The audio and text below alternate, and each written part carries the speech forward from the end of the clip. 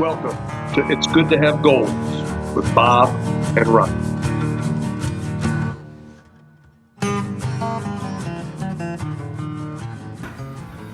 Welcome, everybody, to another edition of It's Good to Have Goals. I'm Bob. That's Ryan. Ryan, what do we got this week? It's our game reviews for this first episode of the week. And this week we're going to be reviewing the previous weekend of Serie A. We have two Serie A games. Premier League, one game, and La Liga, which is Spain, obviously, as we all know. And that's one game for them there. Those games will be Lazio and Sassuolo. Lazio. Juventus and Atalanta. Atalanta. Tottenham and Arsenal. And lastly, Villarreal and Real Sociedad. Two Reals in two completely different places. Fantastic. All right, so last week I took Lazio in a 2-1, and you took Lazio in a 2-1 win. What happened? Well, we both got the score right. We didn't get the winner right. All right, Lazio we watch no more. Well, maybe. You never know. I mean, Juve, obviously, as we'll see in the upcoming slides, drop points, so they're kind of still in the race. But at this point, it's Juve's title to lose, and Atalanta seem the more likely competitor to Juve. But as you can see, this game was 2-1. Coming into it, Lazio were second. I think 7 or 8 points adrift, 7 or 8 points adrift from Juve in first. Sassuolo were 8th, which is pretty good for them normally. A couple years ago, they were in Europe, and then the last couple of years, they've been towards the bottom of the table. So they've done a lot better this year than they have the last few years. My man of the match for this game was Gianmarco. I forget his name. There's a center back for Sassuolo. Probably should remember his name. Really solid at the back, even though they conceded. A real threat in the air from corners, almost scored a couple, but was a leader at the back for them, allowed them to really keep Lazio at bay. Obviously, you get the goal for Lazio in the first half from Luis Alberto, 33rd minute on a counter. Good composure in the box from the penalty, not from the penalty spot, but in and around the penalty Do you area. have the slide that shows when the scores were made? So we've got fantastic. our so he's got the first goal there in the 33rd minute. Okay. And then we get a goal from Raspadori for Sassuolo. On another counterattack goal, it was really poor out of the midfield from Lazio. They tried to dribble from that out the back through the middle, which you never want to do. A lot of possession of the ball there from Sassuolo. Sassuolo. Not really a lot of possession, a lot of attacking momentum. Not really a lot of shots though in this game from both sides. But Raspadori gets the goal there, and then very last minute, 90+1, you see it all the way over there at the end. Fantastic. Francesco Caputo for Sassuolo, one of their forwards, is really the first to react to a loose ball. Essentially, it kind of hops around in the box, flies in there to the back post, and he's the first to react to it, heads it in, and Sassuolo get the win. Very nice. For Lazio, second still, technically, because Atalanta dropped points as well, but they don't look like real title challengers anymore. For Sassuolo, it's all about maybe qualifying for Europe, but it's probably unlikely considering all the big names in front of them in Roma, Napoli, Milan. All those three teams are 5, 6, 7, so you're probably not going to catch up to three of the biggest names in Italian soccer from there. Other than that, nothing really on this game noteworthy. It would have been more noteworthy if Lazio won, because then you've got more of a title race incentive, but you don't really have that anymore, which kind of sucks. So we now don't have a title race in England. We don't have a title race in France because they're done. We don't have a title race in Germany because they're done. We don't have a title race in Italy, essentially. All we have is Spain, and we don't really have much there because Real Madrid have not looked like they're going to lose for a while here. All right. So the game we had Juventus and Atalanta. I said a draw, 2-2, and you had Atalanta winning 3-2. What took place? You got 3 points. You took a 2-2 draw, and you lucked out with it, I guess. I'll say lucked out because 2 penalties. One was fully deserved. One was not deserved. Both were taken by the man of the match, Cristiano Ronaldo, who, let's be honest, I think he was really poor for 85 minutes of this game. But the 5 total minutes where the penalty was called, they went to VAR, he had to wait, build up the tension. Then he had to convert the penalty with 2 clean, perfect, powerful, precise penalties. He went to the same spot both times. He puts them both away with unbelievable composure. He's my man of the match, despite doing almost nothing for the other 85 minutes. He gets the 2 penalties. He gets them the point. And Atalanta fully deserved this one, as you can see in third and first. Fully deserved it, and you can definitely see that by the chart. A lot more momentum here, except at the very end, where you get the big, huge shift in momentum as Juve pushed for that equalizer, got it off a handball from Luis Muriel, sent Ronaldo to the spot in the 90th minute. He converts. You got a handball earlier in the game, too, in the 55th minute or so. Another moment where there's a lot of pressure from Juve on Atalanta. And a ball came into the box. Paulo Dybala put a ball into the box and hit the arm of Martin de Roon, I think. Yeah, Martin de Roon. They call that a penalty. That one was more controversial for sure. De Roon had his hand more like this and not like this out there. Yeah. It was close to his body. It hit him about here, which means he's clearly, the referee has interpreted that as probably a handball. If it hits him here, it's definitely a handball, I think. If it hits him here, it's not a handball. Doesn't matter which way he's spinning, if he's spinning into the ball or spinning away. If he's spinning away, I think it's more likely to be called. If he's spinning into it, I think it's a little less likely to be called. And he was spinning into it, but that just shows you, again, it's just a referee's interpretation. So you could say Atalanta lost off lost points off a referee's interpretation, which is never somehow you want to lose. But I was really impressed with Atalanta from start to finish. Duvan Zapata scores in the 16th minute, and then Ruslan Malinowski scores an absolute rocket in, I want to say the 81st, 82nd, and then nearly scored 2 or 3 minutes later from the same spot off a dribbling run. Malinowski is a player who hasn't been in the side a lot this season. He's been more on the bench and off the bench, more on the bench and coming off the bench to play 10, 20 minutes at a time. But Josip Ilicic, who's been their Atalanta's key goal scorer this year, has been injured the last 2 games. Ruslan has filled in perfectly with goals, a lot of attacking intent, and he was really good today for Atalanta. Not enough from Papu Gomez, the key playmaker for Atalanta. And my one to watch from last week in this game, Matthias de Ligt, was also really good. Picked up a little bit of an injury about halfway through the game. That's too bad. He did go on and finish, which is even more impressive in that sense. But nothing really to talk about here. Juve probably going to win the league. Atalanta look likely to finish second now, with Lazio's form and their form kind of going in opposite directions.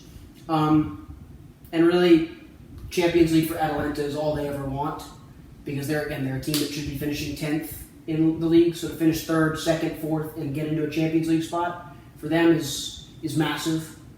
For Juve, it's all about the Champions League pretty much no matter what, even if it's winning the league. Even if they win the league, they don't care. If they lose the Champions League, you have some serious problems there. Anything else on this game we need to touch up on? I don't think so. All right, third game we have Arsenal against Tottenham. I took Arsenal with a 3-2 win. You took Arsenal with a 2-1 win. What happened? Tottenham won 2-1, and again, we talked about it with the last game. The referee sort of quote unquote gave them the win, gave Juve the point, kind of so to speak. Arsenal really lost this game. Tottenham didn't win this. 2 really poor defensive mistakes.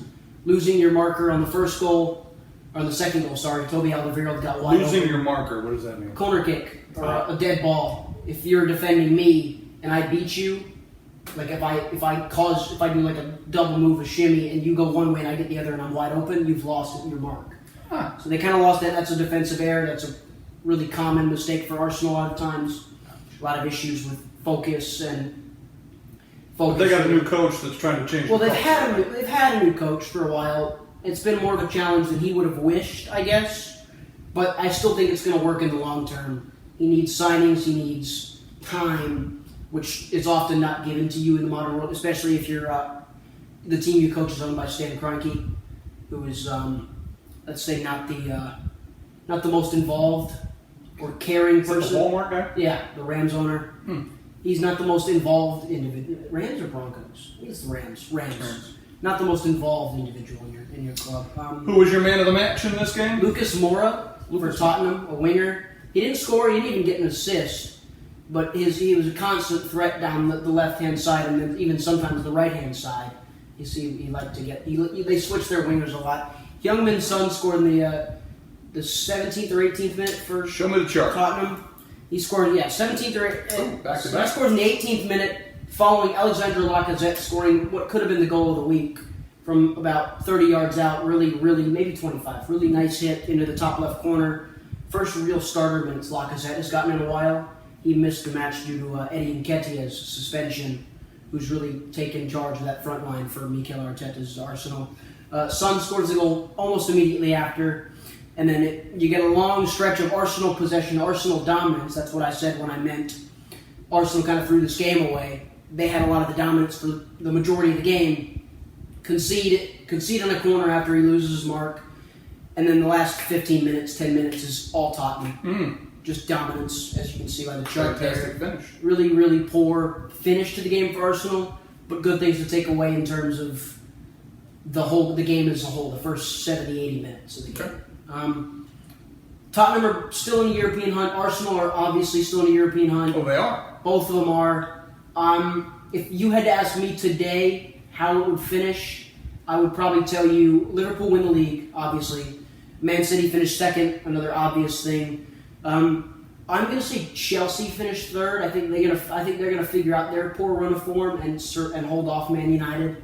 Man United will finish fourth, which is pivotal for them, Champions League qualification.